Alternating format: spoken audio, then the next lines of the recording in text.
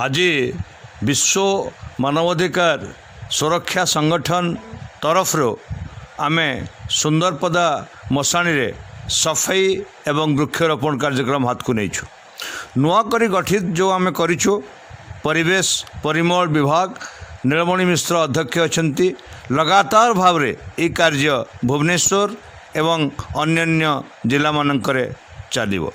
आज परिवेश प्रदूषण जोगो जेभली भाव में परिस्थिति सृष्टि होती एवं विश्व कोरोना भली भयावह रोग को सामना करुछि ताको निशेष करने आमको दरकार किभली भाव में आमे परिवेश को रक्षा करवा।